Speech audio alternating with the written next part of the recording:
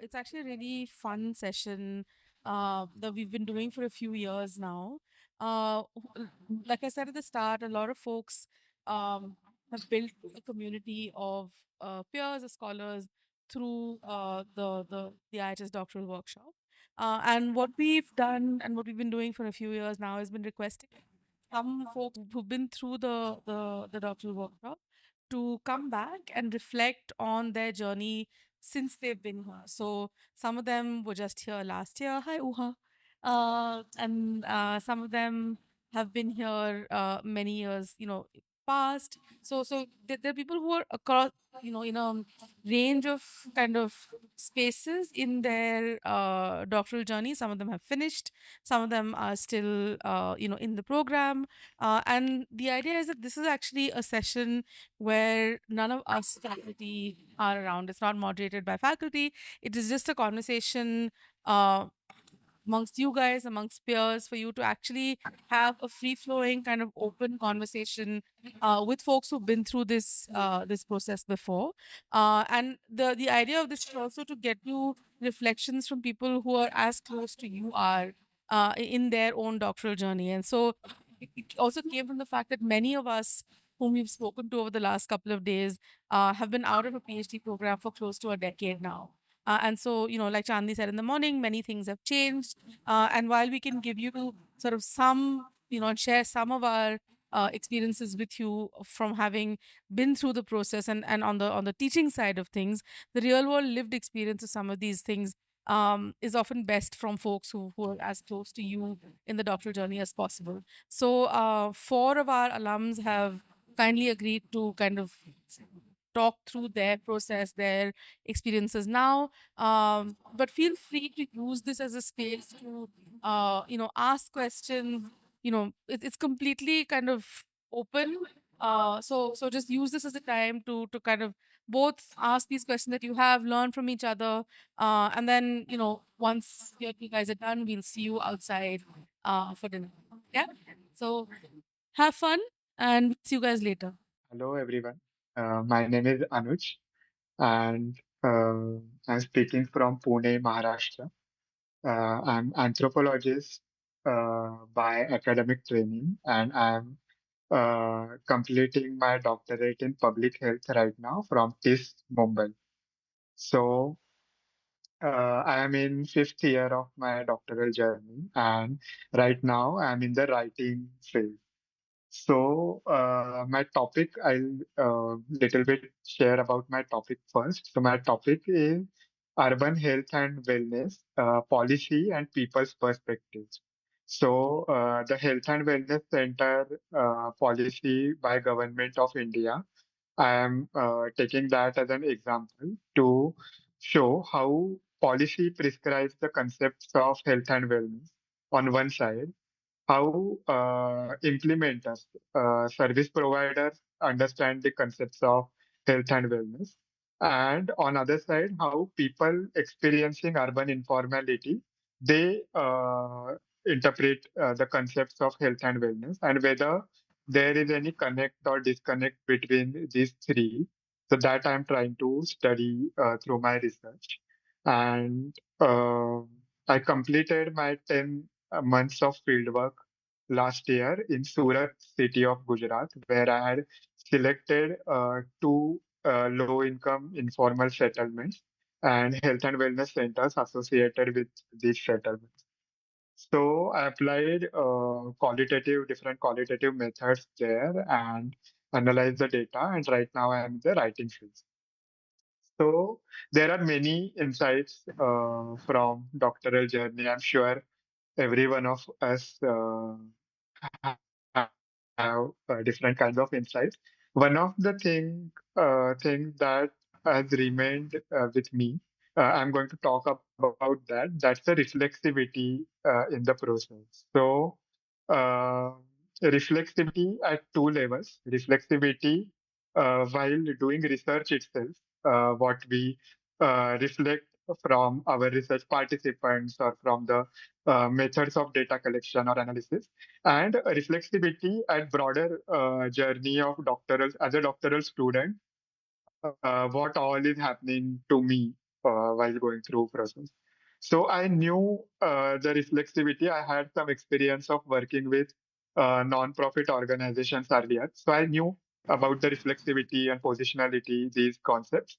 But my understanding immensely increased when I got more engaged with my doctoral work.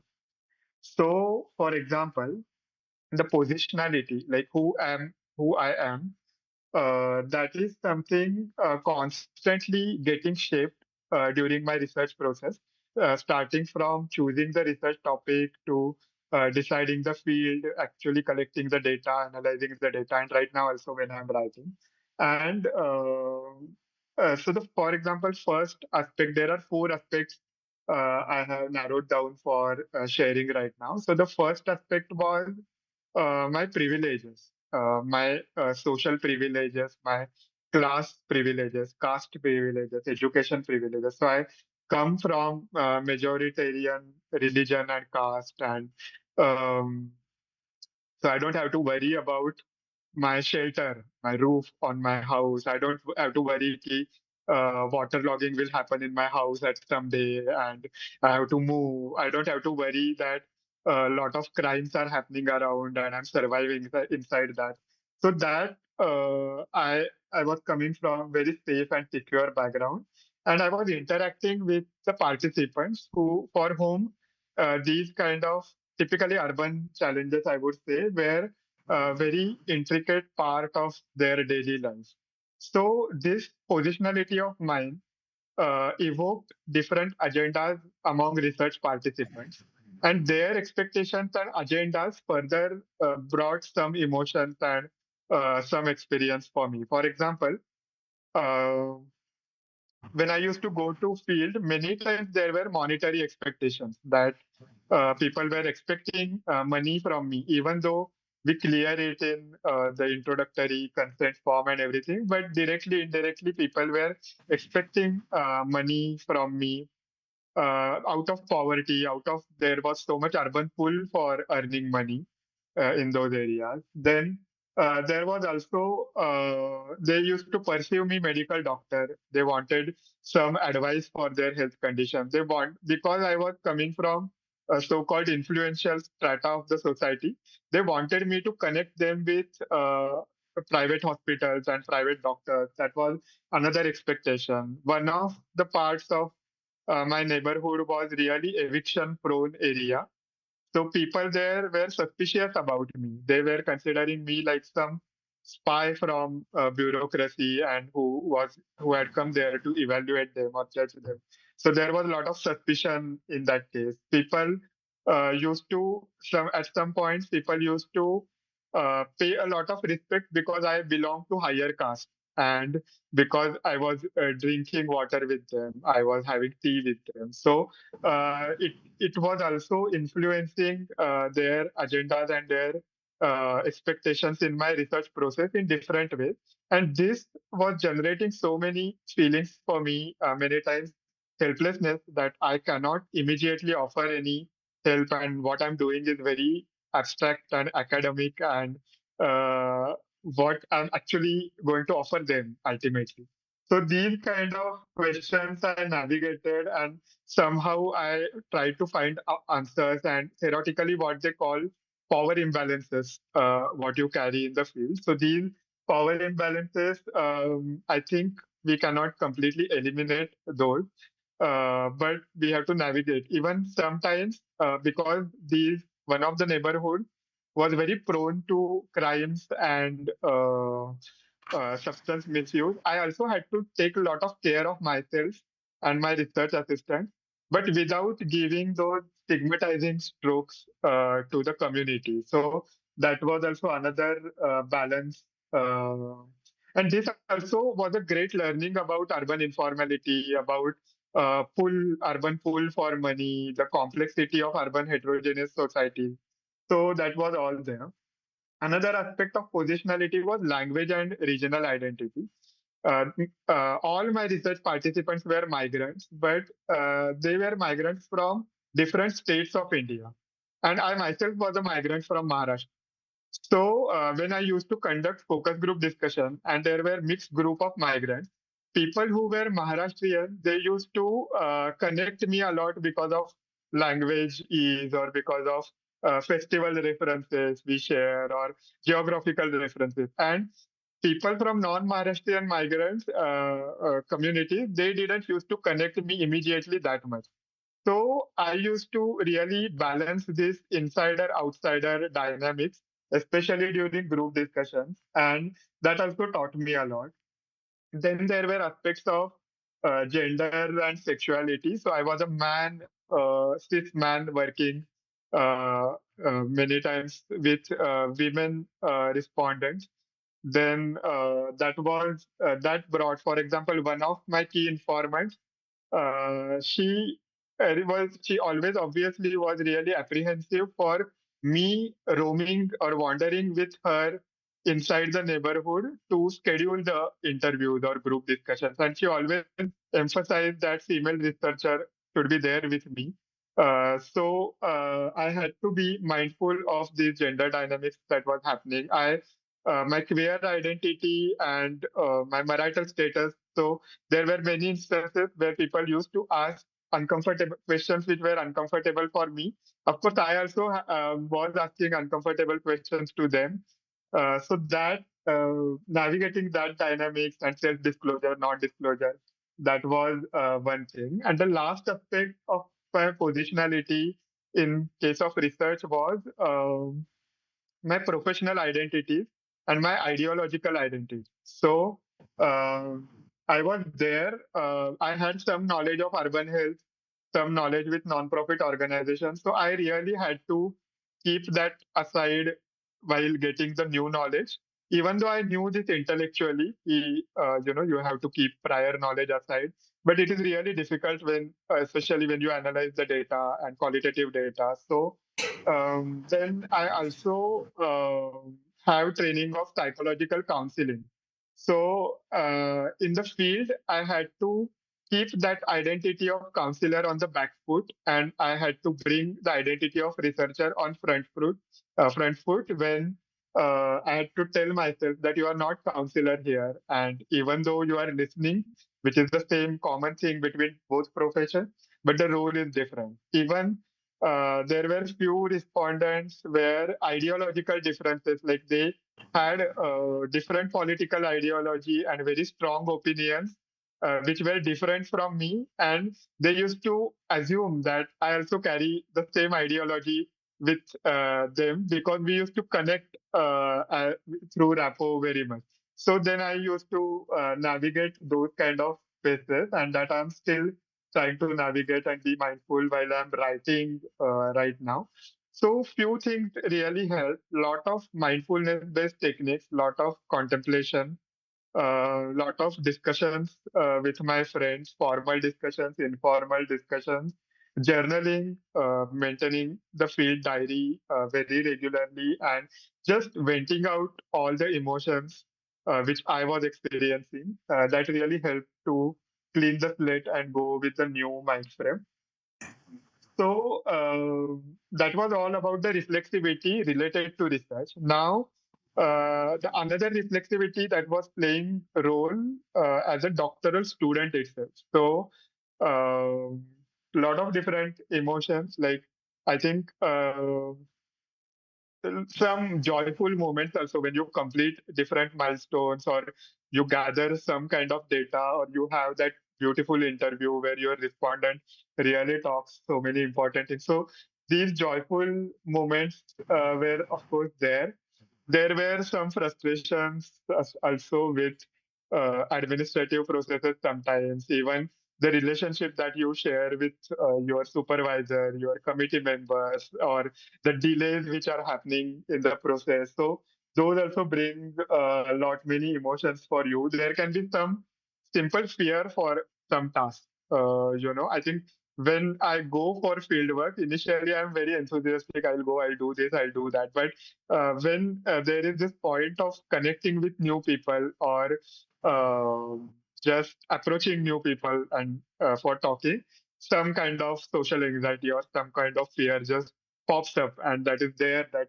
remains there for some time. So navigating that, also other pressures like your from your personal life, or this question that when your PhD is going to get completed, people keep asking this question to you at different points of time, and you really don't have answer, and you have to navigate that question very creatively, randomly, sometimes very smartly.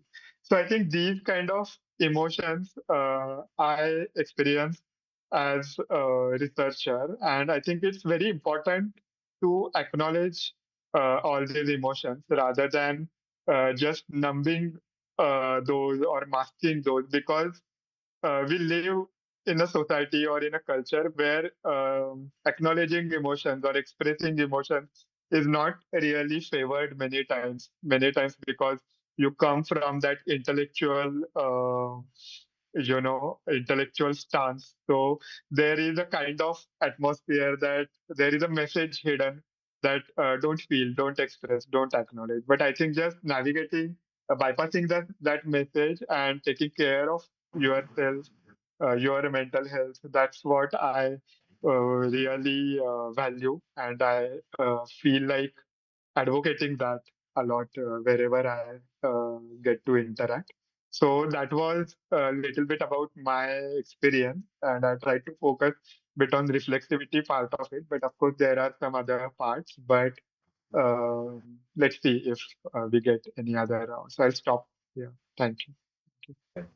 Sure. So hi, my name is Jayati. I'm a fifth year student in the Global Urban Studies program at Rutgers University.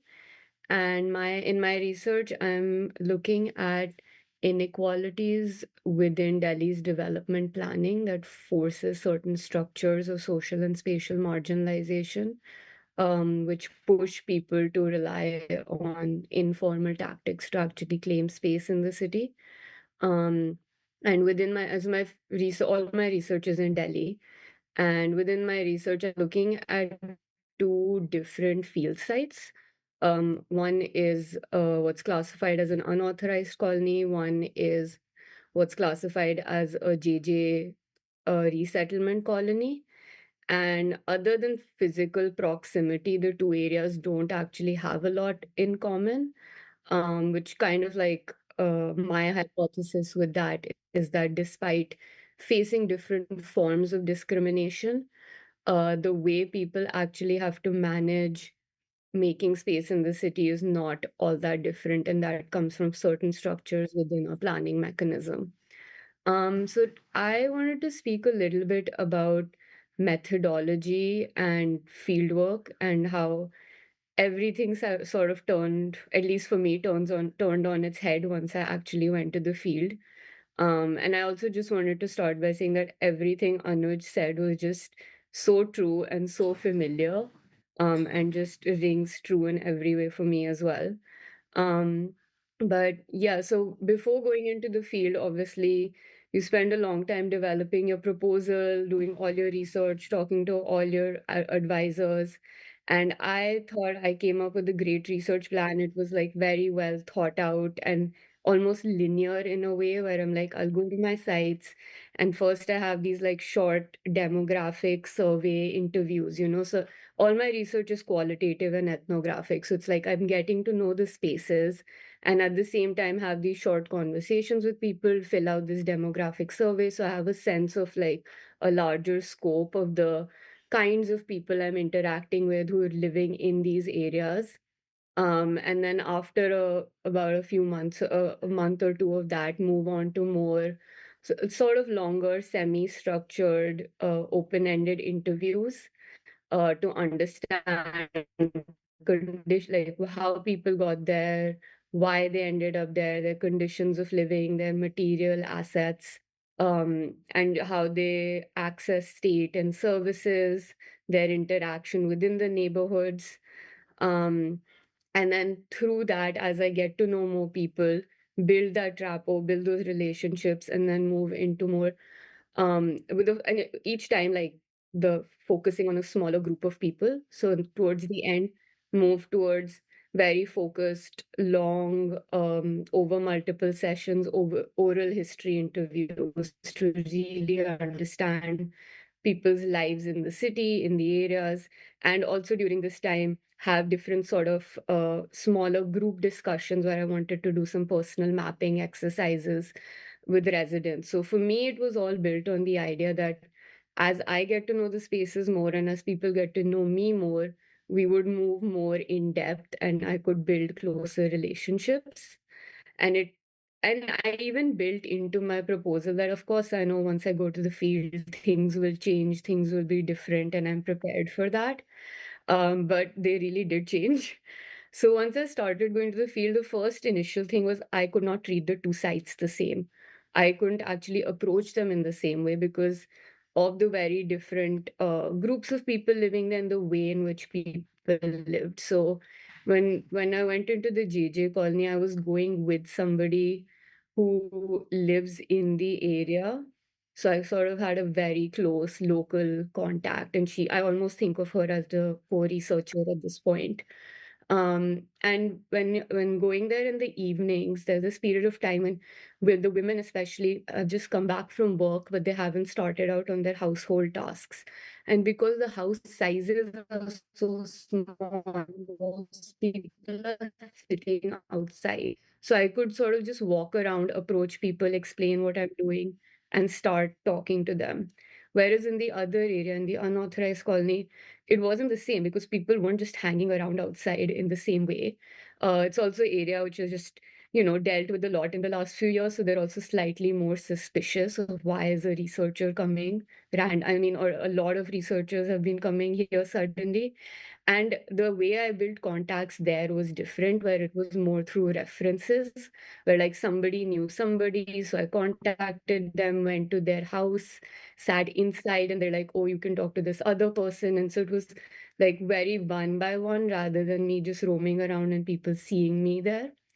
Um, and the other thing I learned was that you can't, at least I couldn't just pull out a survey form and ask people to fill it, especially if we were sitting outside, because suddenly there'd be a group of people around me and they would be asking कि ओ ये क्या हो रहा है, कोई government की scheme मिल रही है, कुछ नया आया है, because obviously they are just wondering why I'm there, because no matter how much you try, I mean, you always sort of are an outsider in that space. So they do notice that you're not, from there, and they're wondering why you're there. And the minute you have any official looking piece of paper, there are 100 questions of why is this happening, and then you can't quite, at least I couldn't get like one person to fill out a survey with like 20 other people asking questions and chipping in and giving answers. So I kind of gave up on that strategy really, really fast. Like within the first 2 weeks, I'm like, this is just not going to work. Um, so I basically had to rejig everything much time. So it really depends. So it's not just about the number of interviews, but also the quality of interviews and how in depth they go. So in the JJ colony, if in a single visit I'm able to talk to 3 people or 4 people, and say they're good interviews. Not every interview is a good interview, but it's the kind of interview where somebody seems really open, they seem friendly, they're answering your questions, they're like really opening up in a way which always feels so like I'm always so grateful, but I'm always also like, why are you telling me this? Why are you telling a stranger all these things about your life? But even then, so even when you have a good interview, I'm like, those conversations would be half an hour or 45 minutes. But they also have to kind of be to the point, everything you read about ethnographic interviews of how you slowly get to know each other and it's just deep hanging out. It's all true, but it's also site specific. So I can't just be sitting. I mean, there are moments where silence is very useful, where you kind of are just quiet and you're observing and people themselves start volunteering more things. But even then, at some point, I realized these initial interactions I was having, I was actually covering a lot, not just from my semi-structured interviews with them, but even some of the questions I wanted to bring up in the oral history interviews. So I'm like, oh, like at least if I'm going 4 times a week, of those 4 times, at least three of the people I talked to, I actually know a lot about when the first time they came to Delhi. What were the impressions of the city? How did they end up in this area? What was that process like? How has their family grown? Like really in-depth stuff, which at that moment you just don't realize because you're just talking to somebody about their lives. Um, and then in the other side, initially it was really hard because I felt that those interviews were going a lot slower because I always had to get references from people, try to set up times, and trying to find a convenient place to meet, like which the respondents would be comfortable with, and with me going into the neighborhood rather than asking them to come somewhere else. And so it was just a very slow process. So I started getting really almost like down on the whole process of like, should I just drop this site? It's like just not happening. It's not, coming naturally the way it is with the other site. But the thing is, when I did get times with people, because I'm going into their homes, because they've specifically given me a time, I'd sometimes be sitting there for like 3 hours, and members of their family are coming in and out. And suddenly I've got this whole rich family history.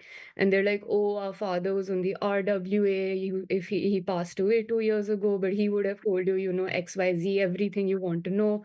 And it's just suddenly you have this a fewer number of interviews, but a very rich picture of that family and of the area that they're telling you. So it was also just like kind of getting out of my head in terms of a numbers game of like, oh, I must have, 100 demographic surveys and 50 interviews and then 20 oral history interviews. I mean, obviously, I can't go by one or two. Anecdotes is not enough. But to get a larger picture, to triangulate my information, I think it was also just figuring out what works for each site and really letting the site dictate how I was changing my methodology over time. Um, and the thing is, like, there's so much of this stuff there are things you have control over and things you don't have control over. And it was, I mean, I think the first 6 months, I think now I've been doing fieldwork for about 7 or 8 months. And the first 6 months was sometimes just really depressing, not just in terms of the things I was being told and what I was feeling, everything Anuj was talking about, how it just really gets to you sometimes, but also like sometimes it felt like it's not going anywhere. Where I hate, like, on Sunday night, I'm like, great, I have 4 interviews lined up for this week. And then it gets to next Sunday, and I haven't interviewed anybody because they've all canceled on me, or it's got postponed, or this has happened and that has happened. You're like, what did I do all week? I was just sitting at home. Um, so sometimes it just gets really depressing, like it's not moving, you feel so stuck. And then these stories you hear, because obviously each story is different, but there's similar experiences.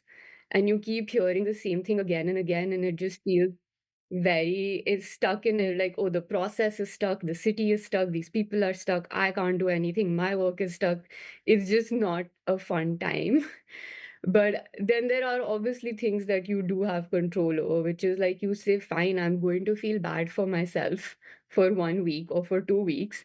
And then I have to get over it and just start messaging people again. And that's the nature of the process. And then the people in my life who are not, my fieldwork life, but I guess my real life, you're like with those people, you kind of tell them that you guys aren't allowed to cancel on me on things because I have dealing with too much rejection in my work life right now. Um, so you just have to find those balances, but there are times when it just feels very halting. And I feel like for me, whenever people ask me, "Oh, you're here doing field work, how is it going?" I'm never really sure how to answer because it is a very like, stop and start process. It's not smooth, it's not everything. And things won't go according to plan, but even then, it's it really doesn't go according to plan. And I think you just have to be okay with that and allow yourself to feel bad about it, but then come up with a plan. And even if it's like, okay, I'm just going to back off and take these 2 weeks to write down everything I have, to think through things, to reach out to people who might help me brainstorm a little bit, and then get back into field. Because, I mean, at the end of the day, I do think, regardless of all of this, when you're actually in the field and you're talking to people, it's the most engaging thing. I mean, it can be really sad at times, but it is just the most engaging thing. And now, when I'm at the point in fieldwork where I need to actually start backing off a little bit and focus on writing, I'm having a tough time with that because I'm like, oh, it's actually easier to just be sitting and talking to somebody than having to get these words on a piece of paper. Um, but yeah, that's kind of what I wanted to share right now, and I'm happy to discuss this further if we have more time. Thank you. Thanks, Jyoti. So, Medha? So, hello everyone. I am Sumedha. I'm at the writing stage of my PhD work.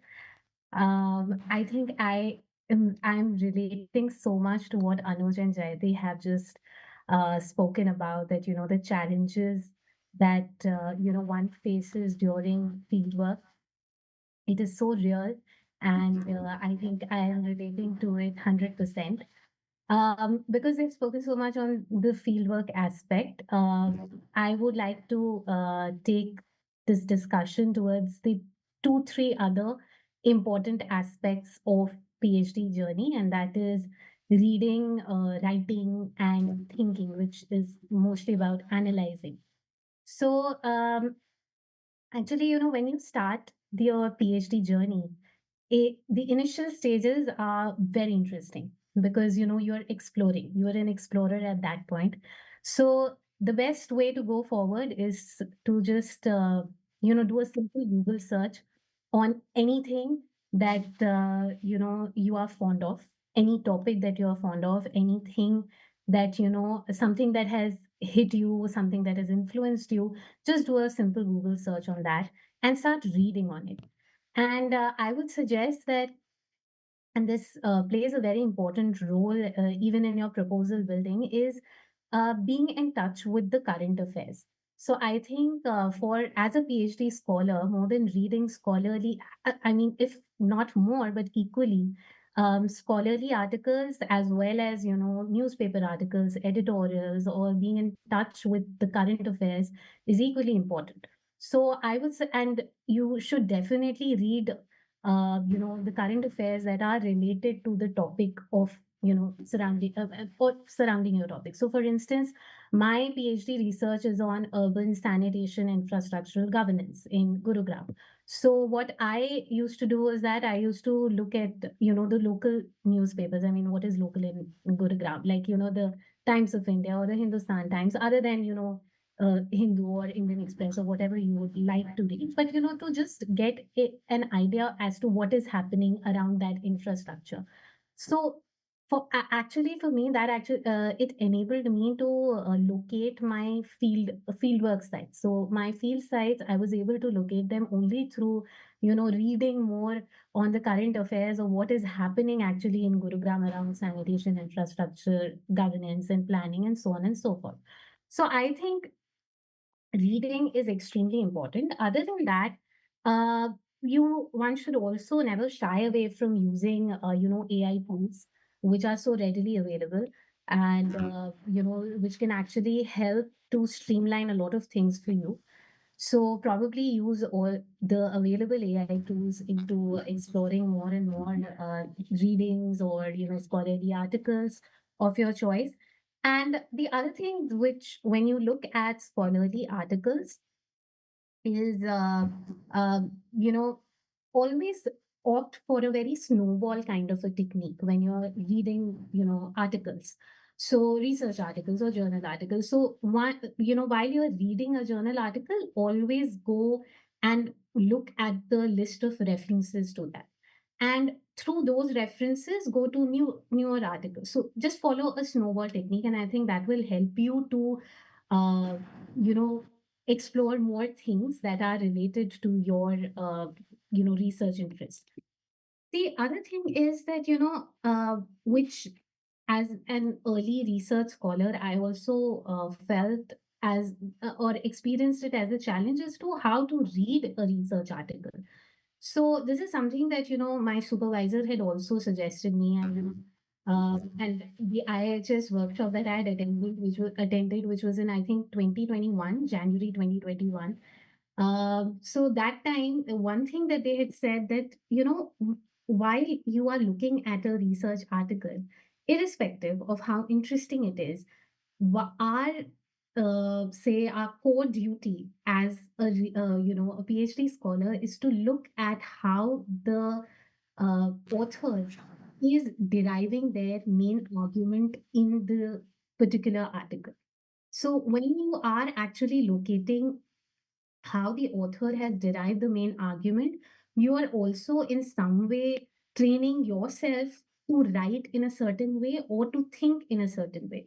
So I think looking at core arguments in any journal article is very important. So for that, maybe you could look at articles which are there in some like Scopus Index articles, or the articles journals which are present on the UGC care list. Probably, I mean, not all of them are good, but most of them are quite decent, so you could look at them. The other is that, I think while you are reading and creating a repository of articles for yourself to as references, I think one should also indulge in categorizing those articles thematically, or else one ends up in this huge mess of read, unread articles, which at the time of writing is very difficult to locate. So I think as a practice from the initial stages itself, I think we should all categorize articles thematically. And that will also enable us to, while we are writing, it will also enable us to use those read material. So apart from that, as and when you are reading, I think one should also indulge in thinking and writing simultaneously. So one thing that I used to do while I was developing my research proposal was that I used to read, say, a couple of articles, probably three or five articles, and then I used to stop deliberately. And after that, I used to not, I used to take out what the author is saying, like take out the core arguments of those articles and try to see how those articles are actually speaking to each other. And then I used to write, like, say, 1,000 word note, and I used to send it to my supervisor. And we used to have, it used to be a feedback session, and I used to discuss it with my supervisor. And, this practice actually enabled me to not just identify my research questions, but also, look at what probable methodology I can develop when I'm, going to the field. So I think that is very important. Along with that, this also enables you in the process of literature review. I mean, you are simultaneously also doing literature review in some format. So this is a great exercise that one could indulge in. The other is writing, and this is also, I think, I would like to acknowledge that I took away from IIHS workshop was that when we talk about writing, of course, we're writing for ourselves, we are writing to publish, but publishing articles and scholarly work is always seen in a very conventional manner that कि भेजेंगे तो journal article में भेजेंगे, journal में भेजेंगे किसी, या or we'll get it in a book as a book chapter. But over here in the IHS workshop, what was suggested to us is that, why not to make your research public in some way or the other? And in some way or the other, basically meaning that, why not to also write to newspapers?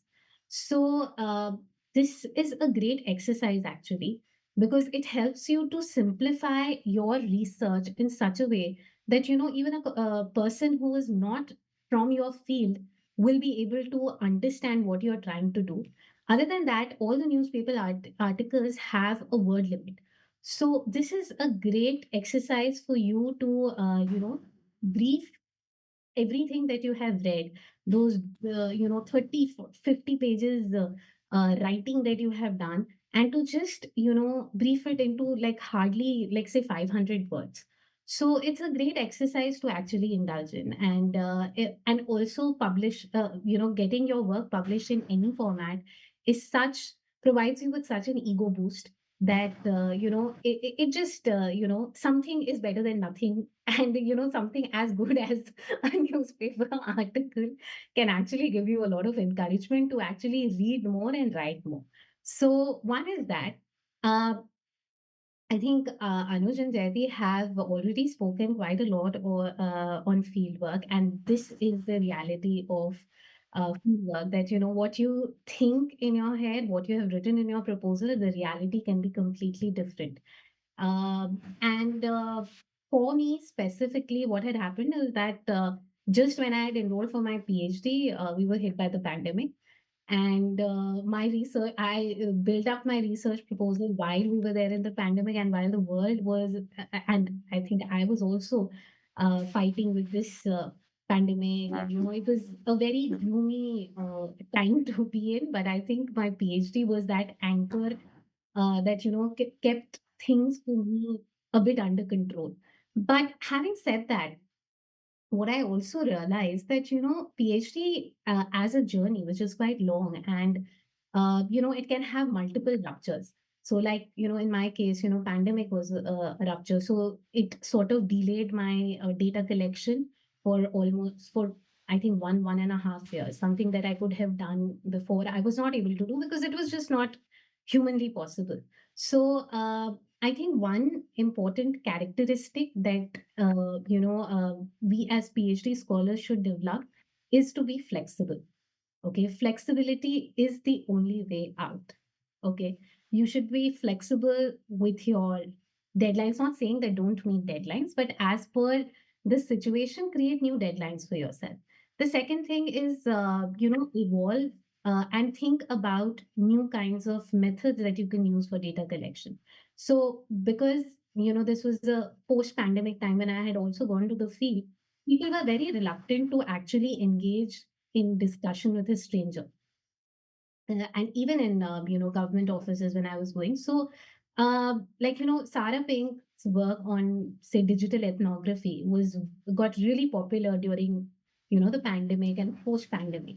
So maybe resort to newer ways of collecting data, and maybe perhaps create your own methods of what are the possible ways to collect data depending on your field. So the point which Jayati also said, that let the field talk to you. Okay, don't try to fix what you get from the field into your boxed categorized idea. Instead, let this field speak to you. So one of the ways of being flexible is also to inculcate this practice of letting the field speak to you. Now, the thing is that if you're more flexible, this journey will be less stressful for you. And it is quite stressful. It gets quite stressful at times, and because of that, a lot of times we procrastinate.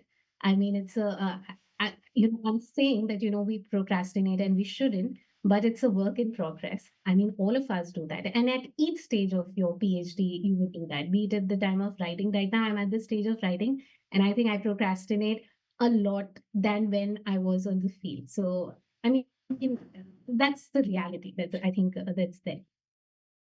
The other thing is also that along with flexibility, one also has to be resilient. And I'm using a fancy word like resilient, but what you need to do is to develop a thick skin. See, acceptance in PhD is more rare, rare than reject. I mean, is more obvious or more common than rejection. Sorry, I said the other way around. Rejection is more common than acceptance. Acceptance is a rarity, okay? But any none of the rejections actually define you as a scholar. You as an individual and as a scholar is more than those rejections that you face. So, one of my mentors told me once that, the best way to deal with any rejection, like, when rejection in a way that, you're, for instance, you send an article to, a journal, and then they reject you, I'd say maybe even at the final stage.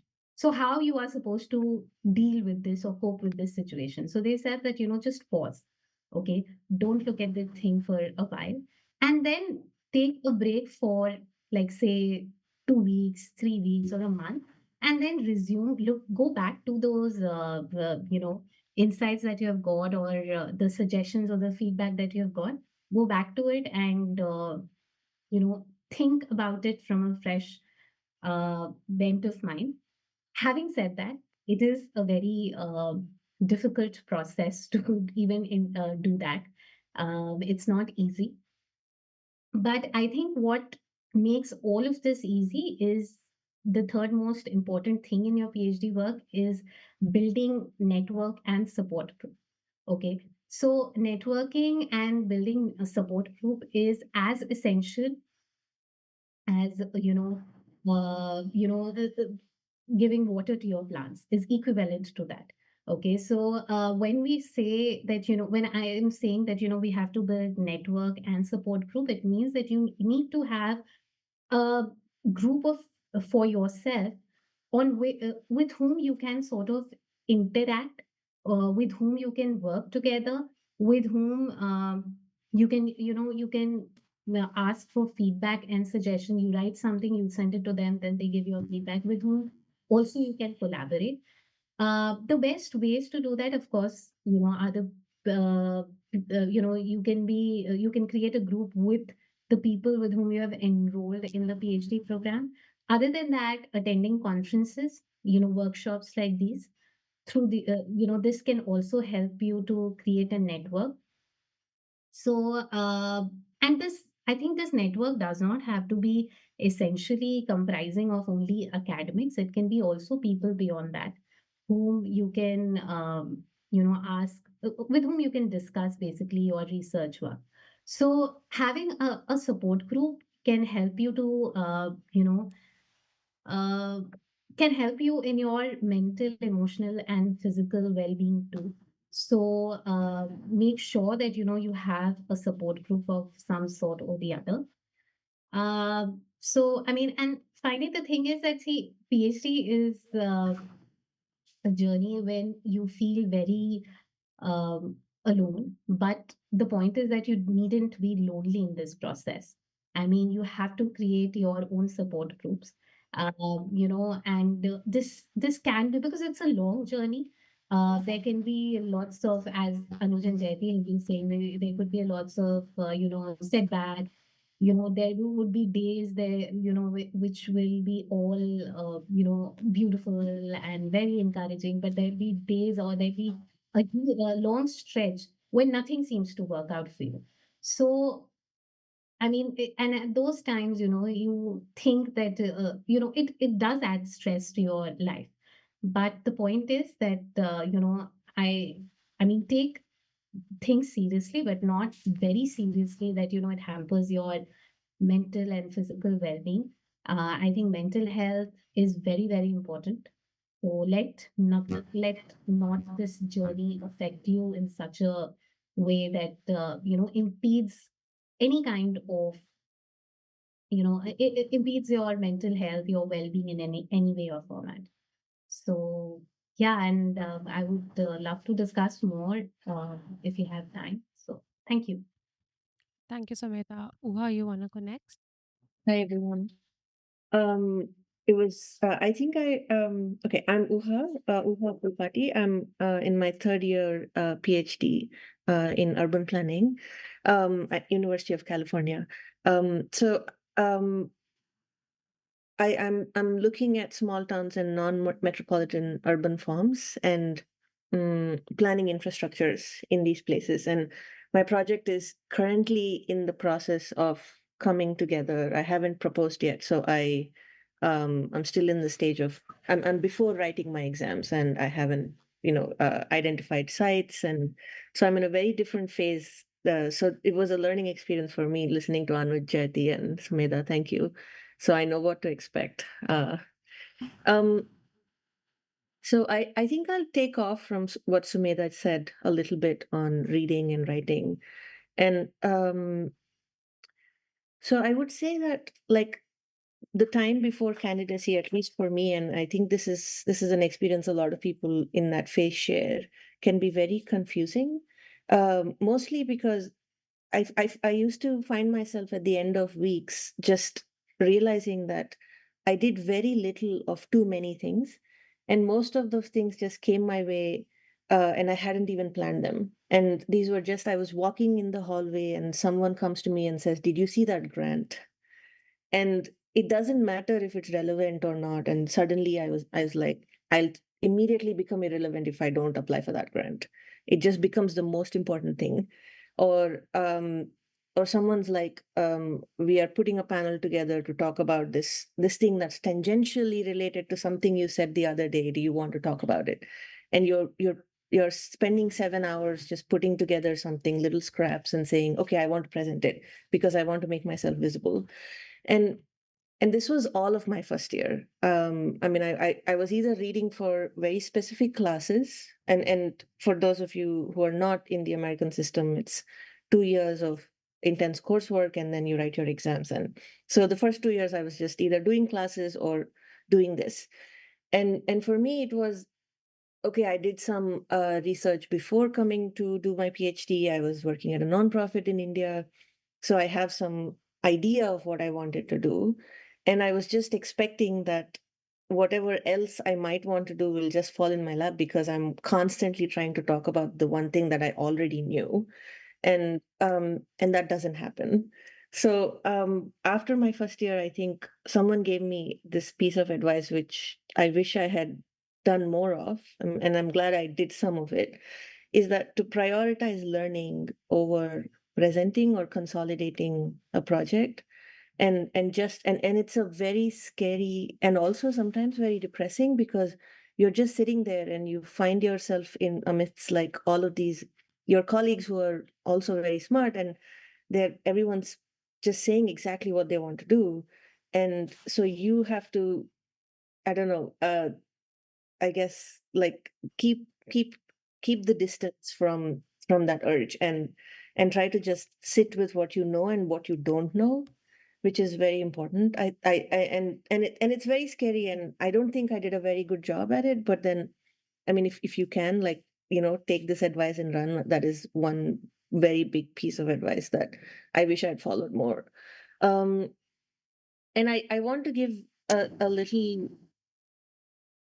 Yes. So something that happened to me where I was actually able to shift into this mode of learning from this mode of presenting. Um, I did some preliminary field work. I wouldn't call it field work compared to the experiences that all three panelists before me have shared. It was more like a preliminary field visit. I needed a project for my first summer. I had 3 months.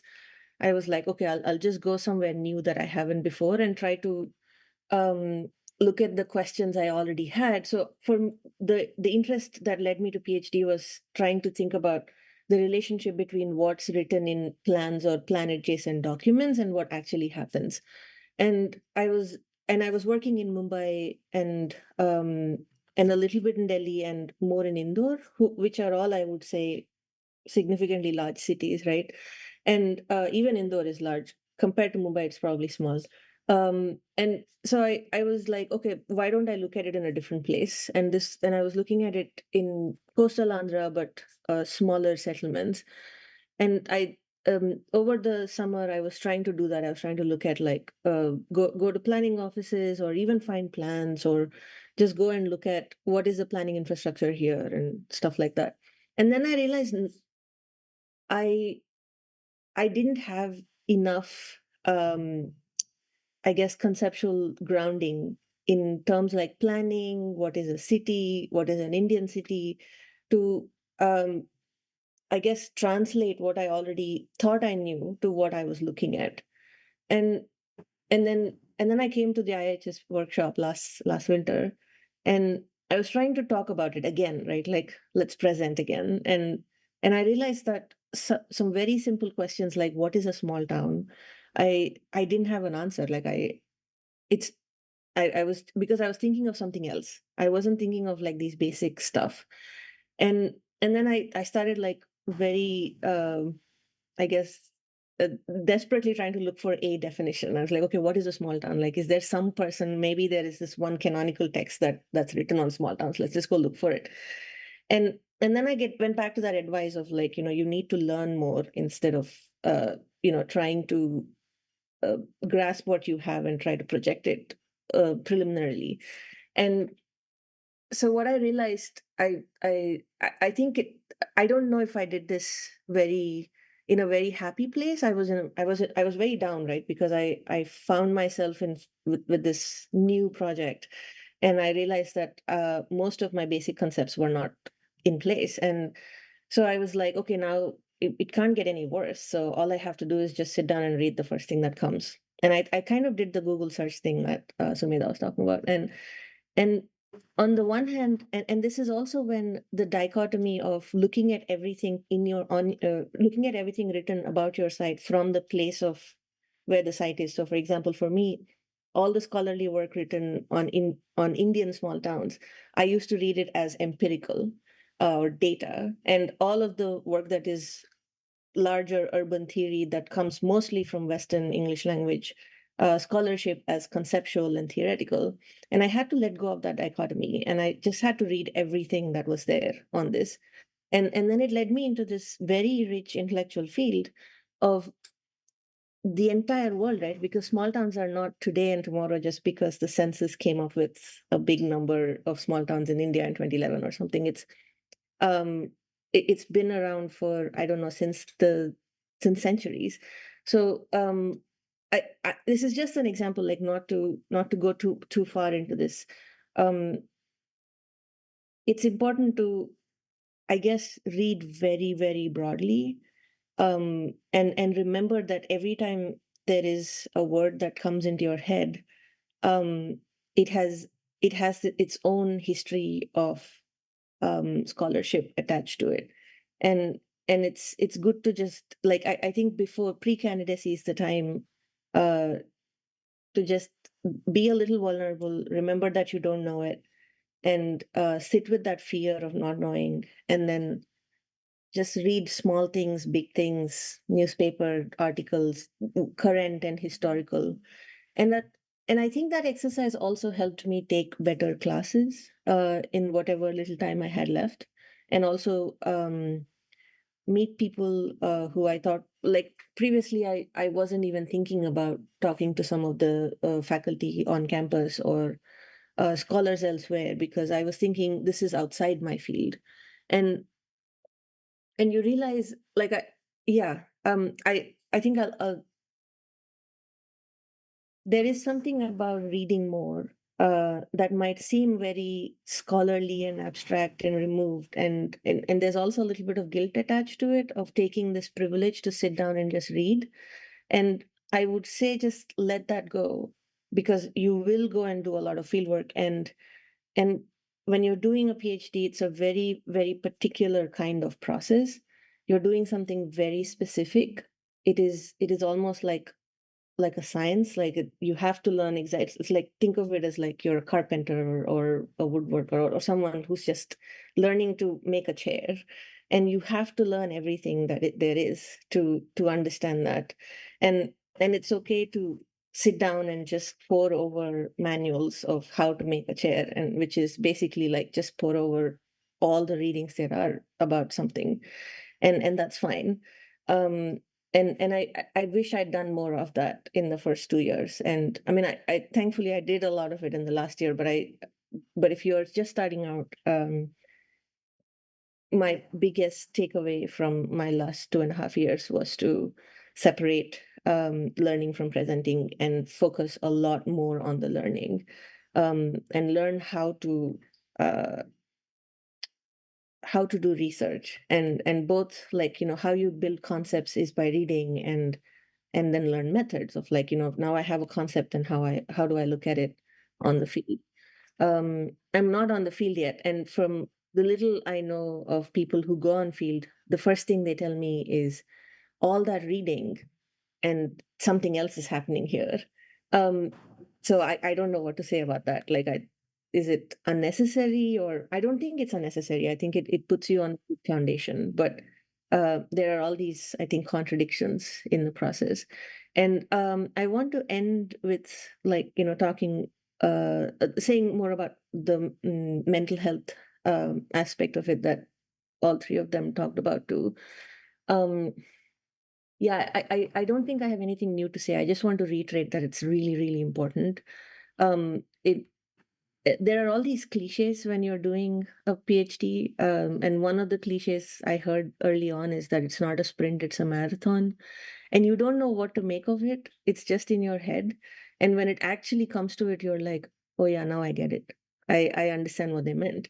Um, it's truly not a sprint. You can't, you just can't sit down one week and say, I'm going to work 100 hours this week. I mean, you can't even work 40 hours that week because, and it's just, it's not a 9 to 5. You need to let your brain breathe a little. And, and for that to happen, you have to prioritize. Like if you have an invitation to go have dinner with a friend and you have 5 more pages to read, I'd say go have dinner with a friend because you are going to keep reading and reading and reading and writing and doing field work and I don't know what all your life. You've just chosen this path and you like it, so you chose it, but it doesn't have to be hell. Um, and it's important to recognize that it's a very particular kind of profession.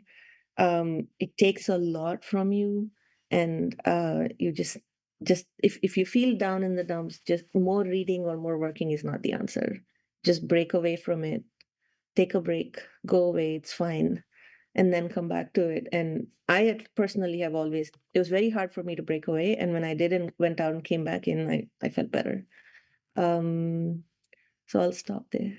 Looking forward to talking more. Thank you, Uha. We have around half an hour more. We'll just open the floor for questions, both for folks in the room and online. I have a question. Yeah, please go ahead.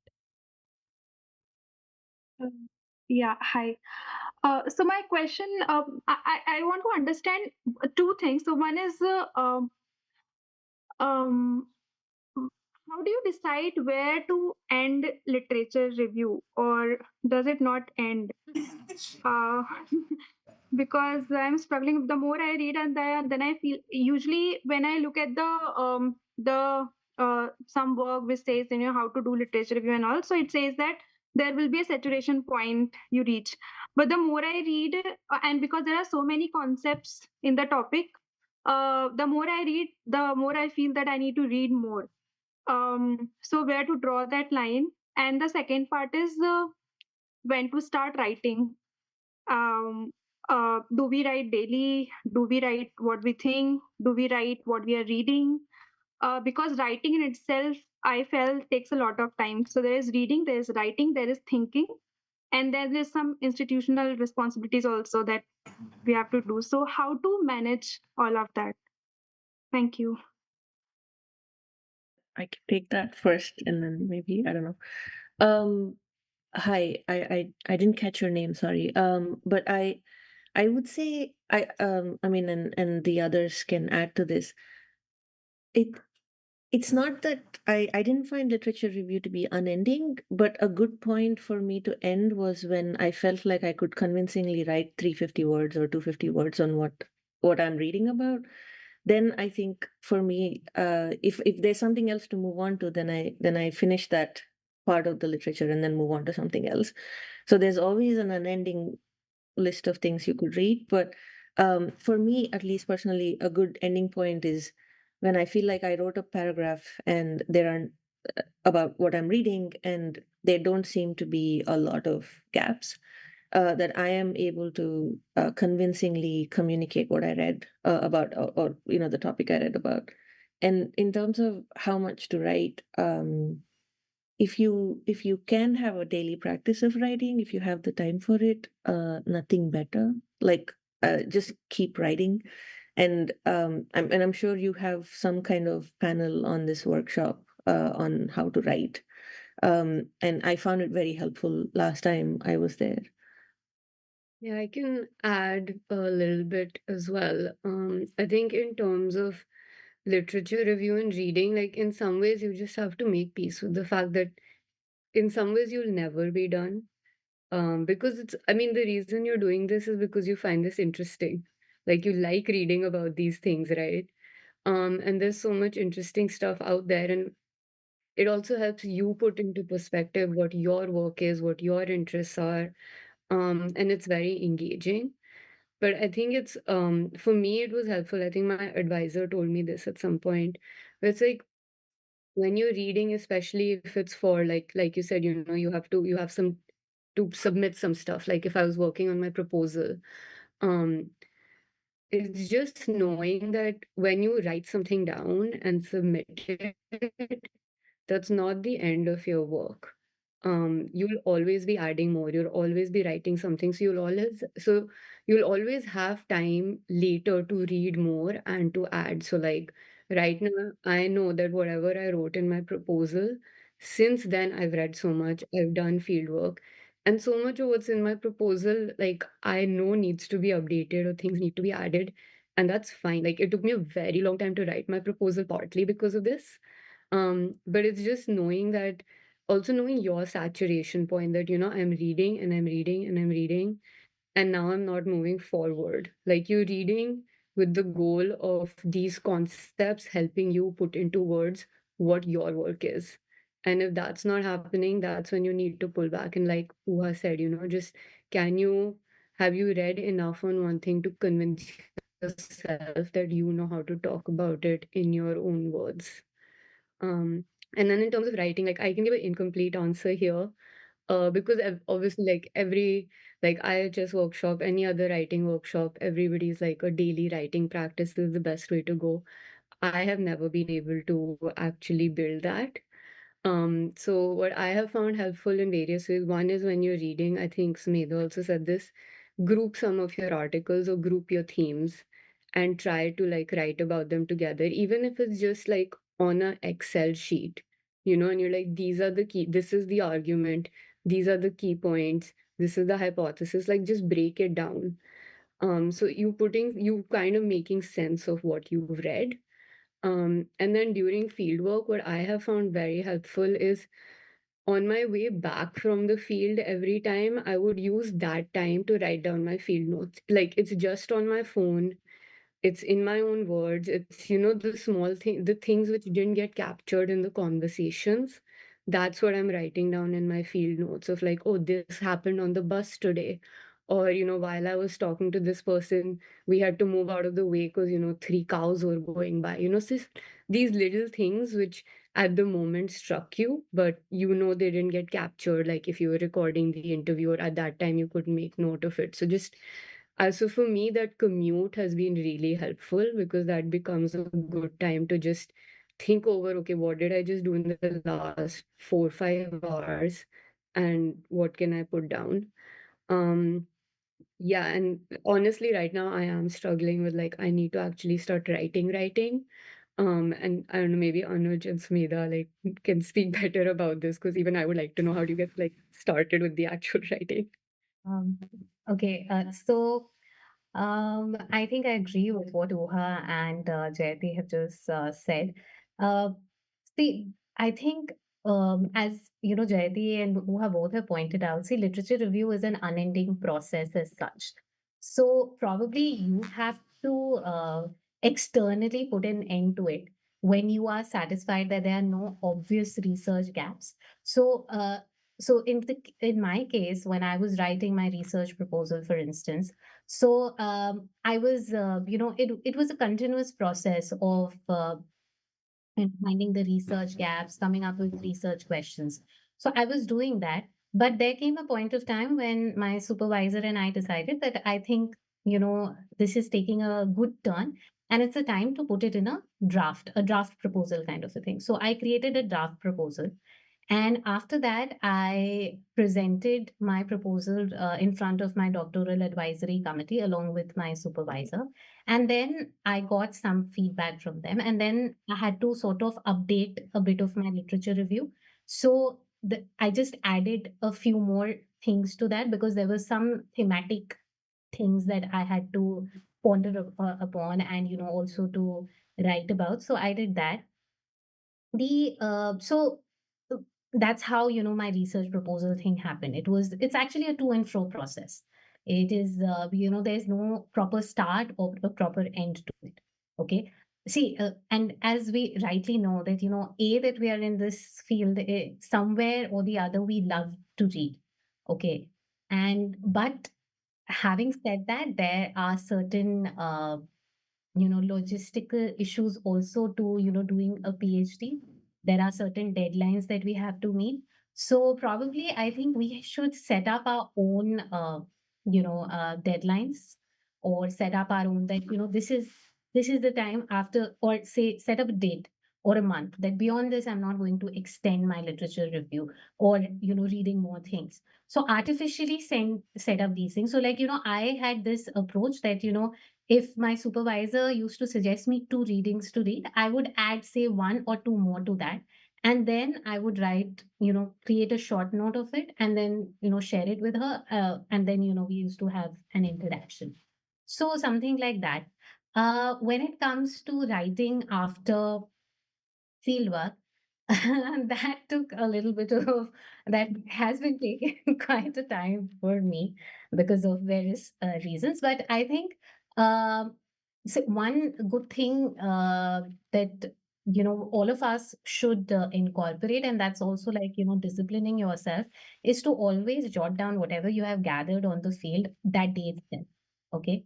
And so what I used to do, that for a month, every month I used to send, every month or 2 months I used to send a report to my supervisor, regardless of whatever kind of data I had, less data, more data, whatever. That was not a thing to consider. So I used to create two things. Like I used to send my supervisor even field notes. Now I think that I think I have made her read a lot of my nonsensical things, but yeah. So some portions of my field notes, and along with that, I used to also send her the arguments, or what kind of arguments I am able to make out from whatever data I have got. And this, I sort of was this practice actually helped me to see how things were changing for me, okay, or what was taking shape. So I think initially this is a start to writing. After that, when you have all this and this also helps in data analysis, actually, when you are simultaneously doing it. So if you are using coding or other things, I think this is a great practice to indulge in. And of course, the support group plays a very important role. So I often used to discuss with my friends and peers that whatever I used to gather for my field, exchange ideas, and they would also add some suggestions. So that helps to for you to refine whatever argument you are trying to make, or how you should further go ahead with your data collection if required. So that is a practice. And I think writing is also something that you are constantly doing along with your supervisor in the so it is also something, it's a uh, I mean, it is something that you and your supervisor figure out how you have to do. But I think I was more disciplined in my MPhil because I had proper deadlines over there that you have to finish it. I think I have been a little lackadaisical with my PhD work because also I was also working. So probably that's one of the reasons. But I think disciplining yourself is very important. I mean, you have to put certain deadlines for yourself, okay? And but when as you're doing this, don't make it too much for yourself. Okay, please take constant breaks. I think mental health is very, very important. And I'm so glad that we're discussing about it. I think, I wonder why didn't people discuss about mental health earlier? Like I've never heard of any of the PhD scholars about, mental health earlier, but maybe like now we have a vocabulary to do that, like, a language to do that. Probably we're doing that, and it's a great forum also that we have got to discuss about this. But please take care of your mental health and physical well-being. I can't emphasize more on this. So yeah, so writing has to be see, you have to understand, you'll it's very organic. I think you will know when you have to stop. Okay, but you should also put certain external deadlines for yourself. There has to be some external force also. And I think Anuj is also in the phase of writing, so he'll also have great insights to add to this. So Yeah, thank you. Thank you, Sumila. So I would like to add few points regarding writing. I'll not repeat the response related to literature review because it is more or less similar to what Uha said specifically. I follow the same if I feel convinced about my opinion on that topic. So in case of writing, yeah, it's very interesting. So few things I tried to discover within myself. I will say that. So, first thing was finding the beauty in your data because the data and the fieldwork we have collected after so many efforts. So there is something beautiful inside it. So probably some photograph on field or some incident that you have just noted down. So starting with that really helped me rather than going in a structured manner or in with some flow. What was so interesting? So bringing that in between to write that helped me. Second thing was what I categorize for myself. There is some 1 or 2 hours writing is a real writing, and all other I consider is a mindless writing. So this real writing, what is the good hours for me? So the morning hours. Because many times very new and interesting ideas come for me when I'm having a bath or when I go for a walk. So that initial cut of writing in the first few hours of the morning is really important for me. That is real writing. And otherwise, I keep writing, but I also know that it is not really something, very good. And I'm going to modify it later, but still writing. Even so, not bombarding ourselves with the expectation that all my writing has to be very strong and very fine. So losing that bombardment. One more thing I found that applying for some conferences for abstracts and where there is requirement of writing a paper. So that thing brings some deadline for you and some aspect of your work you can convert it into write up and it is ready because you have to send it to somewhere. So publication is of course one place, but that requires a lot of energy. But sending it to conferences is easier. So at least you get something ready with what I also realized that the physical environment also matters. So after doing 75% of my data analysis, I was so fed up with that data, and that remaining 25% of data analysis, it was just not moving forward.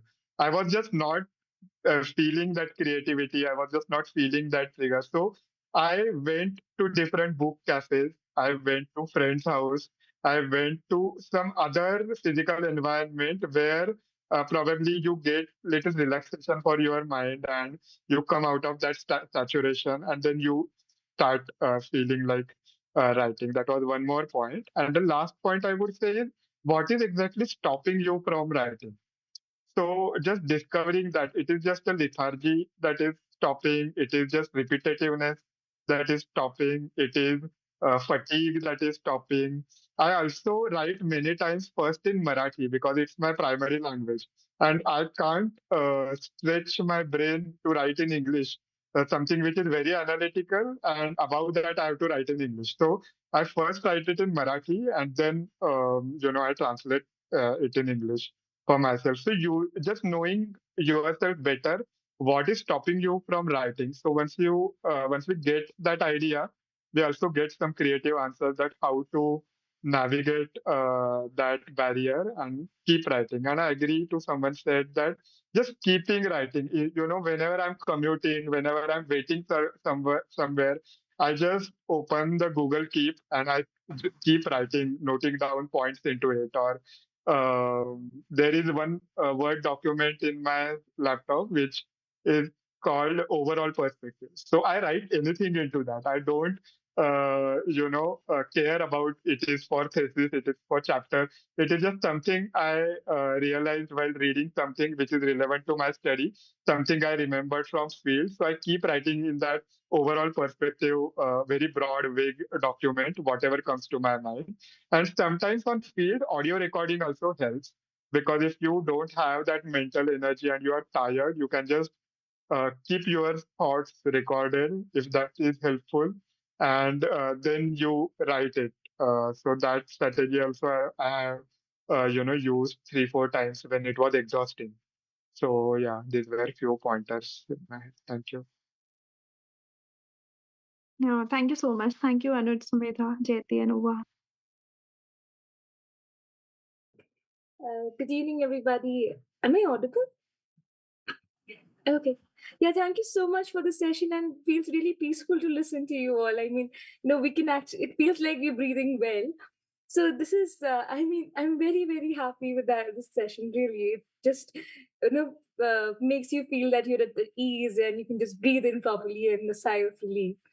So it's a very curious question, and especially when it comes to ethnographic research.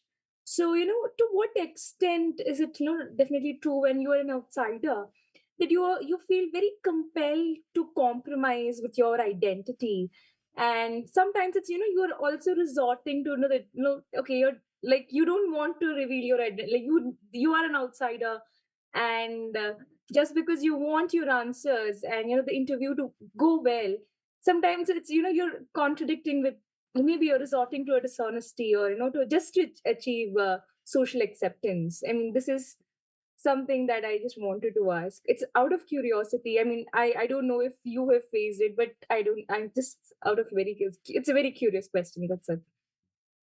I can start there. I would generally say like it's not a good idea. So I would make a difference. Don't misrepresent yourself.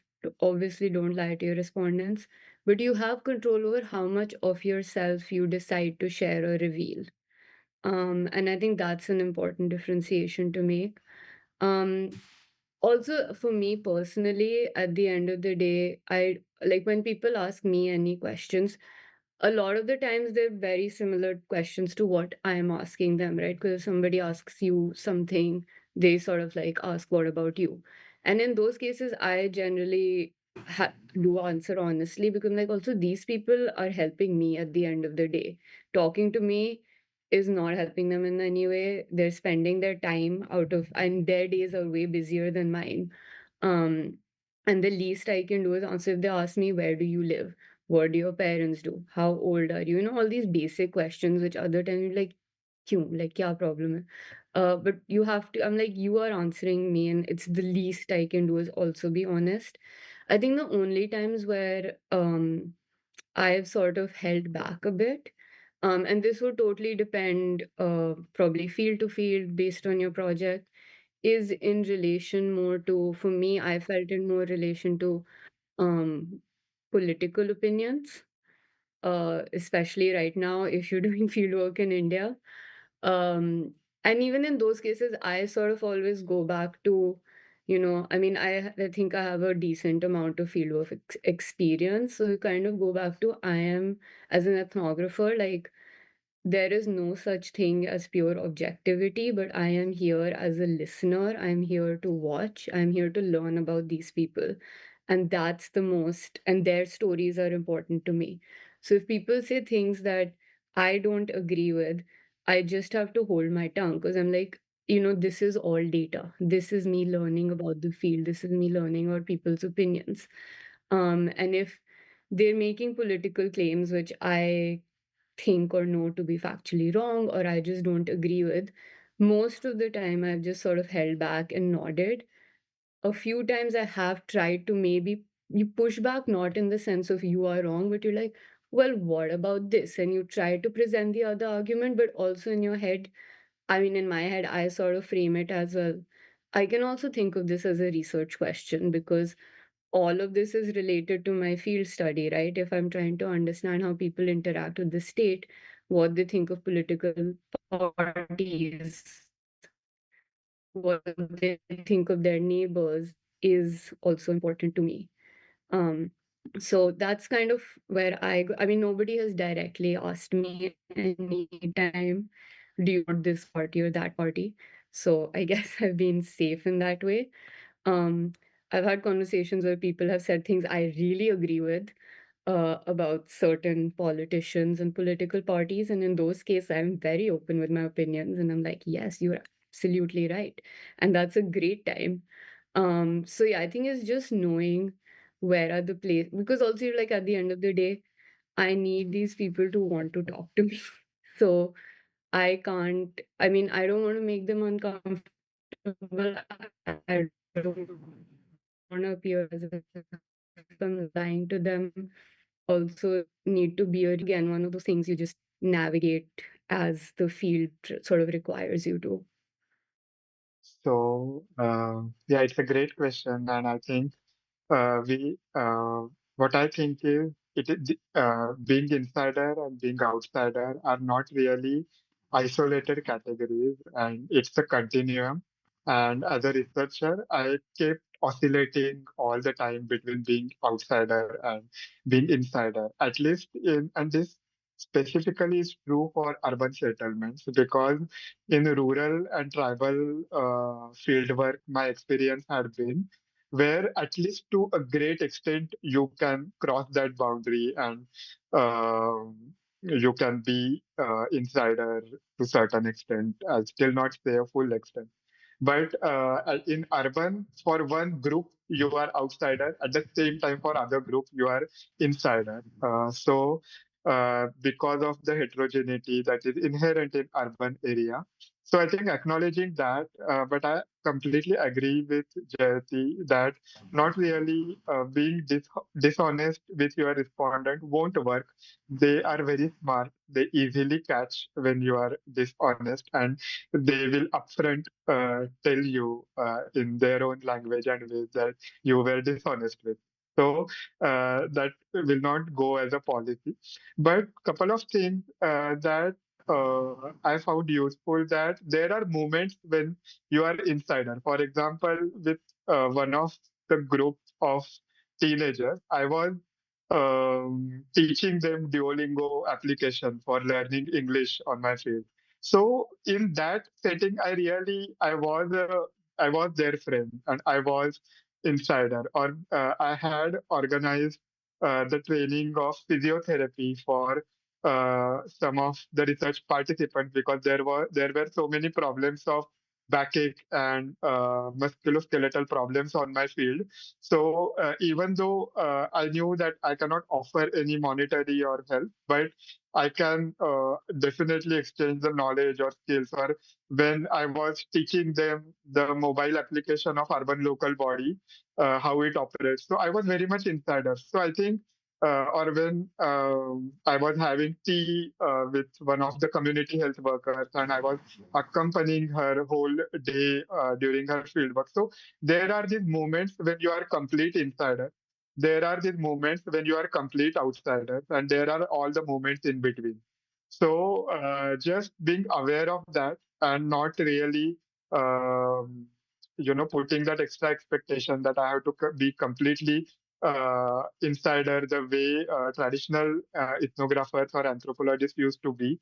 So that would be the one way. And the last point I would like to say is that it also changes depend on the context. If you are meeting your research participants in their residential context, the things change drastically. If you are meeting them in their informal work context, things change. If you are meeting higher cadre officials of service providers, the context changes. If you are meeting community health workers, grassroots health workers, the context changes. So this insider outsider continuum also depends as per temporally with time and also with context in which you are having that interaction. So just being mindful and aware of that and not being dishonest with them as well as you would be helpful, Robert. I think Anuj and Jayati have covered all the points. And as Anuj pointed out, that this insider versus outsider, it's not actually a binary opposition. It's more like a continuum, and it depends upon the setting and the context, and also the temporality has a role to play. So in and I would definitely not suggest misrepresenting yourself in the field, because see, the if there is lack of absorption or acceptance of yours as an outsider, even to indulge in, say, a simple research method like interviewing, your respondents, if that is not being accepted, that's also saying something about that group, or that will give you some points on what kind of methodology you have to resort to. And it's also saying something about the group, like why aren't they accepting you? Is it because of your positionality in the society? Is it because of your gender?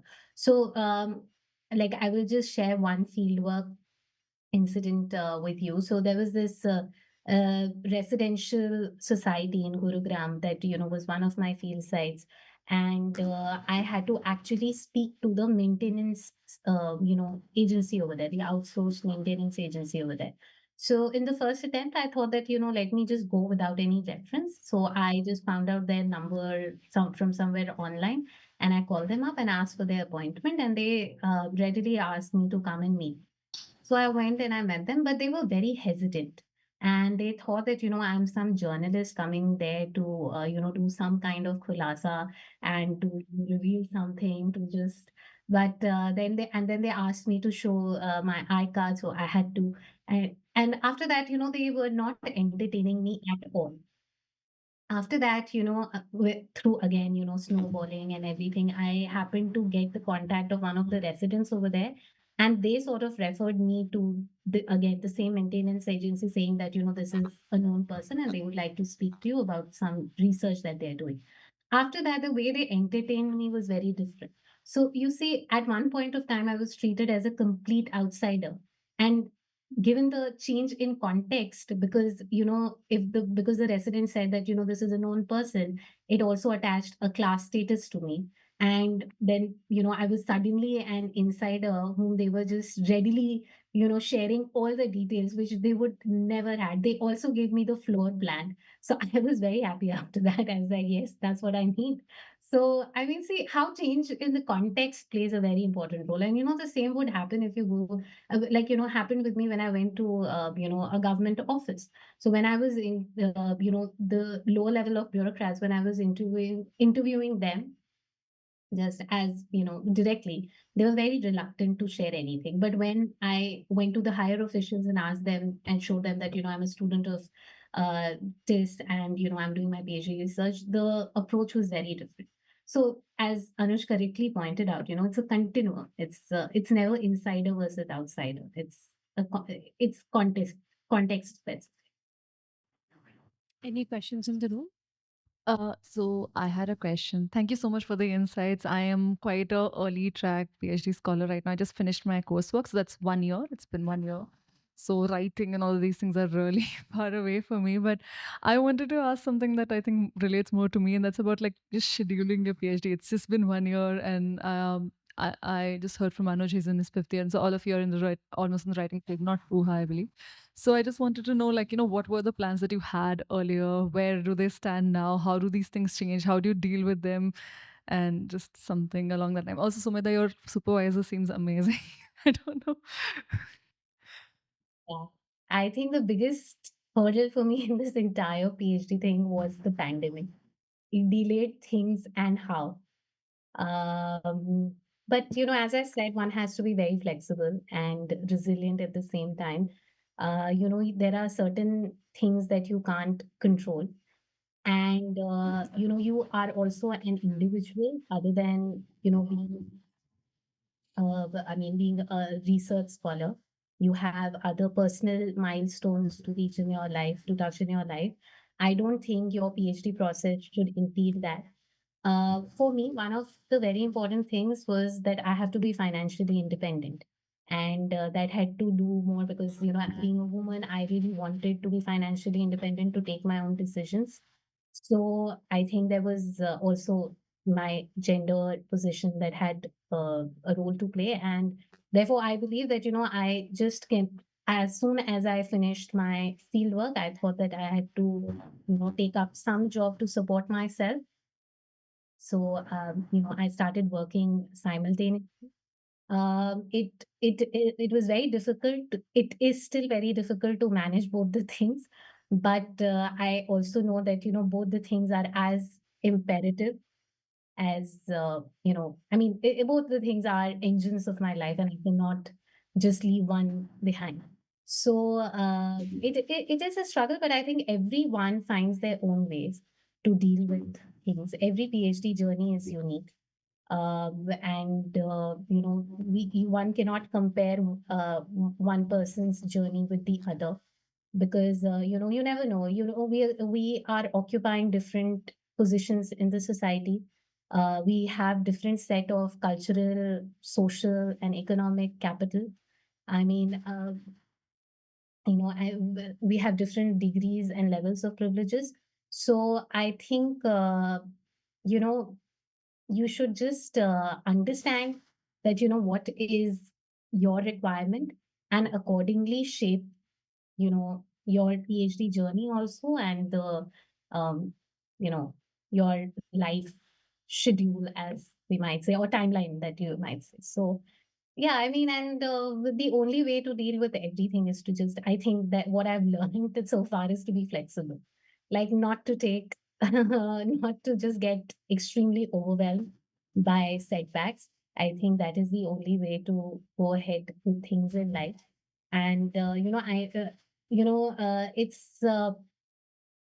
it is actually a struggle, because people in our generation, or our friends who are, say, probably engineers, or who have done MBA, they might be earning more than you, and maybe at a different stage in their lives, as compared to you, and that at times can be a little overwhelming. But having said that, there is a charm to this kind of life. There's a different charm to this kind of life. So let's not, I mean, yeah. So just, I think, be flexible. I think that's the only way, and understand that, you will also finish your PhD one day. No, everyone will. But yeah, so just relax, one day at a time. It should be like that. And don't let anything, you know, affect you more than they should be affecting you. So yeah. Yeah, I think exactly what Sumedha was saying, like every person's journey is unique, and there are so many personal factors involved within figuring out your own timeline. The only thing I would add to it is that, I mean, none of my plans in any single aspect of my life in the last 5 years have actually gone according to how I first planned it. And it's fine. I wish I didn't get overwhelmed and shut down as often as I have, but it happens. Um, but I think the only thing which I really am like, which I wish had gone differently for me, is if I had from the get-go very clearly known certain, say, institutional requirements or institutional just timelines or modes of funding, etc. And I think part of this also just has to do with starting during the pandemic. So a lot of regulations and rules were a bit more lax. And then over the last couple of years, they've come back into action while I've been doing these things. So I kind of wish I had also from the get-go known a bit more of how things were expected before the pandemic, versus, because like the first 2 years, like I know how to be a student, so coursework in that way was easy. Um, and but you're also at the end of it very, very tired, just mentally, physically, and you want to get to your own thing. And then suddenly all these things aren't working out because suddenly they're like, oh, these rules are back in place. And you're like, oh, if I had known this 2 years before, I would have planned differently. I would have been mentally prepared for it. But stuff happens and you have to adapt. And at least I know in my case, I can personally say I'm very lucky to have a lot of privilege when it comes to family support, family understanding what I'm doing. Having in my first 2 years worked a lot of jobs on campus, off campus, to feel a bit secure in my position. And also the fact that my field work was in Delhi and I've grown up in Delhi and I can live at home. My parents are okay with it. I have a very strong support system here of friends and family. So having those things in place has been very, very helpful. But I do know if I'd gone in and field work in some place where I didn't have the same kind of setting and context, it would have been extremely difficult for me. So like, I'm very grateful that I can, be at home and do these things, and I have family who understands what, if they don't know what I'm up to on a daily basis, they get the process, they get the journey, they get the point of doing a PhD. Um, so I think, yeah, I mean, there's no one template, there's no one answer. It's just really taking stock of where you're at, where you want to be, not just professionally, academically, but in other aspects of your life, and seeing can those come together, and mentally preparing to know they may not as you plan to, but eventually they probably will in some way or the other. I will quickly add one, like, if for me, in my case, I'm running 1 year delay, 1.5 year delay, I would say, than whatever I had planned. But at the same time, I'm satisfied. I don't have any regret because there are two kinds of barriers. One kind of barrier which are external from your personal life, from logistically, administratively. So those are not in your hand, and showing a lot of patience over there. And at the same time, some of the things which are in your hand, and so completing those faithfully, loyally, as per best of your capacity, not stretching yourself also, but still, uh, keeping that pace of yours. So I'm quite satisfied about that. So as far as now, let us see what happens, next. So that's about it.